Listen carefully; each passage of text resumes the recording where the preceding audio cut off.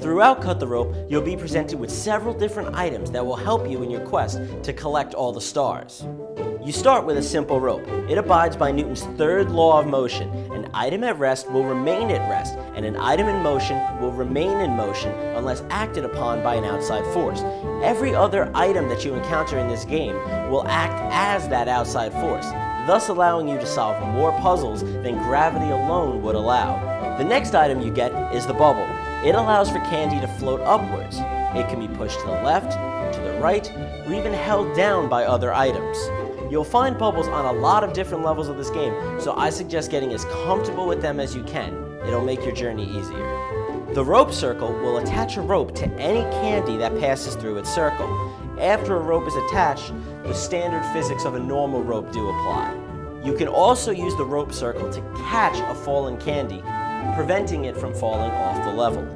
The stretched rope acts as a slingshot.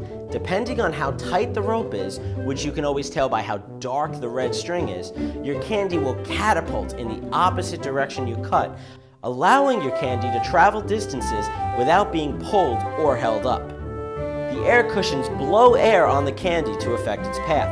It allows you to change the path of a candy that is floating in a bubble, or give momentum to candy that is hanging from a rope. The sliding rope allows you to control where the candy hangs. You can move the slider to move the candy to a star or away from a hazard, as well as you can create momentum for a stationary piece of candy by sliding it back and forth to create a swinging motion. The wheel is one of the more useful items in the game. You can rotate the wheel to increase or decrease the length of the rope. This allows you to swing around obstacles as well as grab multiple stars while still remaining attached to one rope. The gravity button is one of the more difficult items to use, as it completely inverts the gravitational pull on a level. If you're not careful, it's very easy to lose control of the candy and have it fly off the level or into a hazard. While it is necessary to beat the levels it's contained on, you should always be cautious when using it and expect to try most of the levels more than once. The split candy adds a little bit of a wrinkle to the game, as now you not only need to collect all the stars before feeding Dom, but you have to unite the two halves. While you can still collect stars and use most of the items before uniting the two halves, remember, you will not be able to complete the level without bringing them together. Magic hats are one of the more amusing items in Cut the Rope.